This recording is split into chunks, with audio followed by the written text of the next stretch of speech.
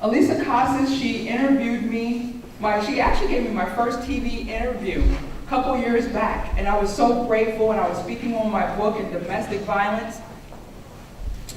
And ALisa she was a presenter at the Waldorf conference back in April 2016. And ALisa's like my wild card, so I called her up and I said, okay, I have a presenter speaking on this, and this. I said, ALisa, you got free reign. I said, if you want to co-present with somebody, you're more than welcome to. And she said, you know what? My daughter, Crystal, and we always wanted to do a presentation together. And I said, go for it. So I have been so giddy because I think it's amazing. They're going to be speaking on marriage from a younger and older or seasoned perspective. And the title of their presentation is called Marriage, a Three-Legged Race. Please welcome to the stage ALisa Casas and her beautiful daughter, Crystal Dunkin.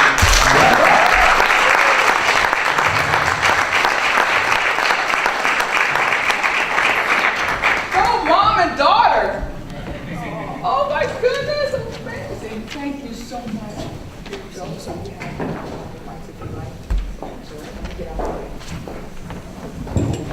Good morning. Good morning. Can you hear me okay? Yes. I usually don't have trouble being heard. It's nice to see you all, and Jennifer, thank you for including us and inviting us. She's had 13 conferences because the message she brings and the people that she draws together, just know that it resonates so much. I have loved watching all of the steps in life that Jennifer's done. The one thing she didn't mention is that we also have taken classes together. We were going to school and pursuing our education, and we've taken classes together. It was so much fun to be able to collaborate on grades and so forth. And this is my beautiful daughter, Crystal Dunkin. I'm the mom of 3 daughters. Yes! Woo! Absolutely. Crystal is my oldest daughter. You know what? Sometimes you hear something in life and it's quick and it goes by and you don't realize how really profound it is. When we were listening to Mike speak a couple of moments ago, he said something that was incredibly profound, and I wrote it down, and I wanted to bring it out in what we're going to talk about today. Mike said, you know, I've learned how to fight so I don't have to fight. You know what? Marriage, think about that. It's pretty similar. In marriage, you want to learn how to be married so you don't have to fight. And I think this is a unique perspective, excuse me, that my daughter and I have today. We've come up with a three-legged race because really and truly, that's a picture of what marriage is like. All right, friends, do me a favor. Close your eyes. Imagine you're at the park. All your friends, your family's there. You've just had great food. The birds are chirping. The sun is shining. You're paired up at the start line with your Mr. Hottie man or woman. You're arm in arm. Everybody's smiling. You're all giggles. The gun goes off, and you go right, and your Mr. Hottie man goes left. That's how you start your three-legged race. As you're going through, you start tripping over each other, and you trip each other, right? One person eventually is dragging the other person slowly around. Oh yeah, and it's July, and it's 98 degrees. And your Mr. Hottie man, who has his arm wrapped around you, is now Mr. Stinky man, and Mr. Sweaty man. And all of a sudden, this three-legged race that was so much fun 30 seconds before is not so much fun. Unfortunately, this sometimes is what marriage looks like. And that's a really sad picture. But now imagine this. You're at the starting line again with your Mr. Hottie man, arm in arm. You've talked, you've shared, you've strategized. When the gun goes off, you both go right. Come on now. And then you both go left. And now your three-legged race has you in sync. And as you're going through fierce competition, you guys are now unstoppable in your three-legged race. Isn't that a much better picture of marriage? Isn't that what we want from our marriages? Yes. So, as we think about three-legged races in marriage, there are some really great strategies, which I'm here to share with you, on winning both the three-legged race and winning and being unstoppable in your own marriage.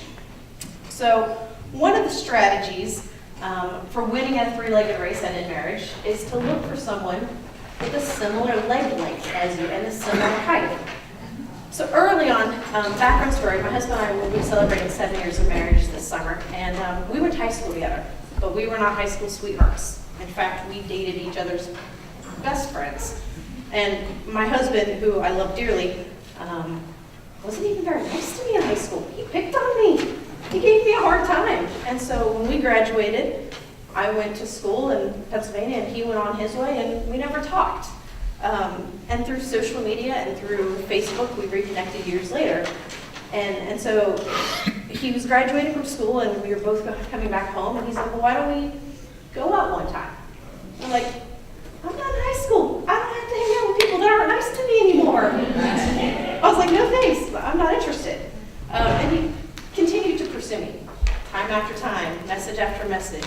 And somewhere in conversation, I mentioned one point that I really love pineapples. Like they're my favorite thing. And so what does he do? He puts a pineapple in a box and he mails it to me. No note, no card, no message, just a pineapple. And I got it, I started laughing. Mom fell in love at that minute. I still tease him, I'm like, really? You couldn't even put a note in the box? But it at least caught my attention. And so after that, he's like, well, you know what? Let's go on a date. He's like, all right, you can send me a pineapple in a box. I can go on one date with you. And I was upfront, I'm like, you get one date, and then leave me alone, I'm done. Don't stop. And so he's like, all right, one date. So we go on the date, and I vividly remember sitting in the back of his house and just talking at night. The stars are out, and I was very upfront. I was like, I don't have time to play. I was like, I want to do lots of things with my life. I want to have lots of adventures, but I really want someone to share it with. And that's a really bold conversation to have on a first date. And yet, at that moment, we measured our height and our leg length with each other to determine if that's what we both wanted out of our marriage. And thankfully, for me and for him, that first date still hasn't ended. Amen. So, again, first step, again, winning a three-legged race, measure your leg length. Second thing, when you're measuring the leg length, or you want to win at a three-legged race, you want to securely tie your ankles together, right? That makes sense. And I think, again, back to our previous message, right? Whoever controls the distance controls the damage. Do you hear me, friends, on that one? So on a three-legged race, you want to make sure that you are securely tied to your partner. You also want to make sure what you choose to tie yourself with your partner with isn't a wimpy little string that the first source of conflict, the first sense of pull, it's going to snap. You also want to make sure that whatever you tie yourselves together with isn't going to be constricting. And the other thing is you want to make sure that you know that when you're in a three-legged race, at the very beginning, it's fun. But when you get to the middle, again, you're hot, you're sweaty, and you're stinky. It's not always fun, but it's worth it to stay together and to fight through until you get to the end. Absolutely. And you know what? It's amazing to look at that kind of a picture and that kind of a perspective with a marriage and then turn to the Bible, for those of us who are believers, and say, God, do you say something like this? And it was funny because we came up with the concept and idea for this presentation together, and it just resonated with both of us, because when you think about a marriage, and you get married, you may not literally be tied together, but guess what? Every decision that you make means you're making it with someone else. And so the topic and the title absolutely resonated with us. And I was reading through my Bible one morning and I was talking to God, and I came across this scripture in Ecclesiastes. And I have to tell you, God created me. I am a very emotional person. And I jumped out of my seat. First thing in the morning, I was doing my devotion. I jumped out of my seat and I was like, God, I love you so much. This scripture out of Ecclesiastes 4, 9 through 12. Listen to this and tell me this is not God's picture of a three-legged race. Two are better than one, for they can have a good return for their labor. If either one of them falls down, one can help the other up. But pity the person who falls and has no one to pick them up. If two lie down together, they will keep warm. But how can one keep warm alone? And though they may be overpowered, two can defend themselves. And listen to this part. A cord of 3 strands is not easily broken. When Crystal was talking about when you link yourselves together, think of that as, right? She's taller than me, so it's a little harder, but think about linking yourself together with someone from a spiritual perspective. We're talking about the very real three-legged race, active, you can see it, but from a spiritual perspective, what is that cord you want to link yourselves together with? What are some mistakes that people make when they tie themselves together with a cord that's too strong, like unrealistic expectations? he needs to be this for me, he needs to do this for me. And he's thinking she needs to be this and she needs to be that. Unrealistic expectations, that means that cord is gonna trip you both up and it's both gonna hurt. Wow. Or if you tie yourself up with something that's too weak. Selfishness. Come on now. I want this from you. I want this from me. We're not going to compromise. We're not going to have a conversation. I want this, I want that. And guess what happens to that cord of selfishness? Boom, it's broken apart. Wow. What is the perfect cord in a marriage? It's the Holy Spirit.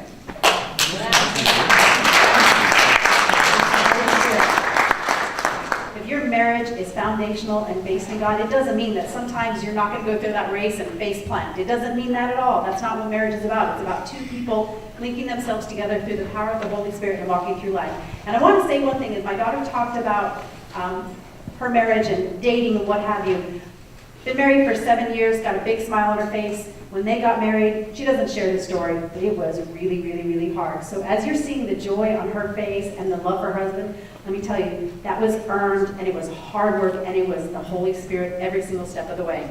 So that's what a perfect cord and picture of three together, doing this race together, that's what makes it absolutely strong. I want to talk a little bit about teamwork, because if you're in a three-legged race, it now becomes teamwork. This is absolutely incredible.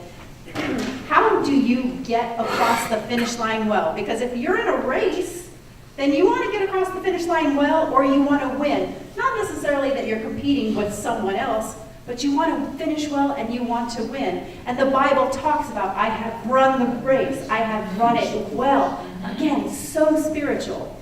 How do you do that with your marriage? Well, you mutually agree, the two of you, you sit and have those conversations like Will and Crystal did, about what the finish line looks like, what the race is going to look like. Like, what's for dinner that night?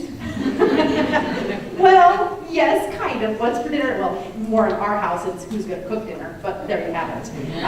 You talk about what's mutually important to the both of you and what the finish line looks like. How many kids do you want to have? What kind of a career you want to have? Do you want to move around? What do you want to do? Those are the discussions that you're going to have, and with the cord of that Holy Spirit, you're going to be able to move through those discussions well. Another way to really be successful is to think that marriage is a long-term race, and we need to pace ourselves, right? Some days it's going to be a sprint. Some days it's going to be a marathon. Some days it's an uphill battle. Some days we're going through the muck and the mud and the terrain. And the other really beautiful thing is when you have a three-legged race, what you want to do is you want to make sure you tie yourselves together so that your weak legs are together. So you have your strong leg, and then your two weak legs together are pairing up. And helping to do that will help you to get to the finish line. So as you're going through marriage, again, you want to make sure you pace yourself. You're going to have good days, and you're going to have bad days, and you're going to have exceptional days. But again, it's when you look over the course of the entire race is the long-term picture. And we want to make sure that that's something we're working on in our marriages as well. Absolutely. And remember, when you're in a three-legged race, you want to be a good teammate. Wear deodorant. Especially in July in a three-legged Mr. Hottie race. Man. What does deodorant look like in the spiritual world? It's prayer. It's prayer. That's what makes you smell less bad. I'm telling you. Prayer, that's how you be a good teammate. It sounds funny, and we've tried to find a humorous way to express something that is very deep and very spiritual, but prayer. Pray for your marriage. If you're not married yet, pray for your partner to come. If you are married, pray for your partner. And pray for yourself, too. Yes. Marriage, that's being a good teammate. You know, there's another thing that's being a good teammate. Demonstrate curiosity. You know, after you've been married for so many years and you think you know everything about that person, or maybe life is just so busy and you have not got a lot of time to talk to each other, we all still want to be known. I still want my husband to think that I'm the most interesting person. I'm definitely the most entertaining person that crosses his path. But demonstrate curiosity. That's a good way of being a partner. Ask your partner a question that you haven't asked him in a long time. My husband and I have been married for over 15 years. And this January, it had not ever crossed my mind. My husband's very stoic. He's a retired Marine. He's all about the business. You know, he's a good man. He always does what he's supposed to do, and he just clockwork, he does it. And I tend to think of him very often in whimsical terms, if you will. But this January, I asked him about his New Year's resolution. We've been married for so many years, and I had never asked him that before. And I have to tell you, I still get a little choked up when I think about the things that he told me about his New Year's resolution. Even after so many years, it's like his heart just opened up. And I could tell that my being curious about what was going on inside of him impacted him. Wow. Demonstrate curiosity. Also, with any good sporting event, you need to make sure you take a water break, right? Visit that living water. From time to time, marriage is hard, whether it's internal factors inside your own marriage. And when you do that, you may need to stop on the sidelines, take a break, spend time in prayer and devotion and worship music. In our marriage, we have what we call bed worship. And I'll never forget, it was right after we had our daughter, and I was having a really hard time. And so we laid on our bed, and my husband put on worship music, and we just laid there and individually and corporately just worshiped God. And in our marriages, we need those breaks. We need to visit the living water. And same thing when you have external conflicts, right? Sometimes conflict in marriage isn't even between you and your spouse, it's between everyone else. Brothers and sisters, if you're married to somebody that works shift work, I understand, and not many people understand what that does to your marriage. And so you and your spouse need to make sure you really spend time spending time together. Attend a marriage conference, go away for a weekend, but really find a break and a rest from that three-legged race. Renew yourselves, and so as you continue on your race and on your journey, your bondedness and your connectedness is again brought back together, and you remember the joy and the bliss and the fun at the beginning of your race, which will help move you and pursue you to get to that unstoppable finish line. Absolutely. And one of the last key components is you might get to a place in your marriage or in life and you need to check in with a coach. Sometimes it might be for you personally, sometimes it might be because of your marriage, sometimes you might jointly need to check in with a coach. I want to give you some advice. If you are at a place where you need, for you, some counseling or some coaching in your marriage, and you want to go to somebody professional, I am imploring you, go to a marriage counselor. Even if you are just going by yourself, do not go to a private personal counselor. Even if you're just going to go by yourself, go to a marriage counselor, because a marriage counselor's job is to help people navigate marriage. Not necessarily to help you flesh out all your business, but to help you navigate all your business within your marriage. So if you need to check in with a coach, one of you or two of you together do that as well. Last piece that we want to share is I want to tell you a story about my marriage. Crystal talked about her marriage. My husband and I were on our second marriage, both of us, and we came into our marriage. We loved each other, and he's a terrific man, but we both came in with our dukes up, if you know what I mean. Because if you got bagging and you're dragging it along, you come in with your dukes up. And God did this amazing thing for us. He put us in conflict time and time and time again. And one time my husband and I were having a discussion, which is big code for a hairy argument. And we were back and forth, back and forth, back and forth. And my husband looks at me in the middle of this conversation, and he says, "ALisa, I am on your side." Yeah, I don't think so. Because we're having an argument, and you're on that side, and I'm on this side. He's like, "No, I'm on your side." And we finished out our discussion. We didn't have any resolution. I won't lie to you. There was no resolution. But I went away and I thought about that for a couple of days. I don't understand. There was no context for it. Why would you say that in the middle of this conflict? And clearly you were not on my side, because I surely did not get my way. You're on my side. And I thought about it for a couple of days. So I went back to him when I had, smoothed my feathers, if you will. And I asked him, I said, "What did you mean by that?" Right? "What did you mean by that?" And he said, "Honey, whenever we have a disagreement, you are so determined to protect yourself that I fire a BB gun and you fire a bazooka." Right? You know what I mean? You know what I mean, sisters? You fire a bazooka. He said, "And I want to tell you something. We are going to disagree because we are different people." He said, "But I am on your side. I love you. I will never leave you. And I will never deliberately hurt you." And I have to tell you, that changed our marriage 180 degrees, because I didn't realize that I was a maniac I just thought I was right.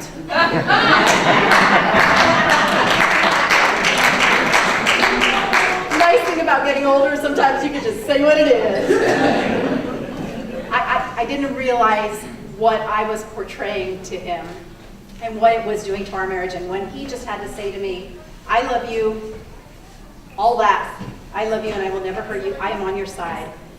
The next time that you are in a conversation with your spouse as you're doing your three-legged race, if there is an opportunity to absolutely, honestly say, I am on your side, for this table of banging awesome men, say that to your spouse.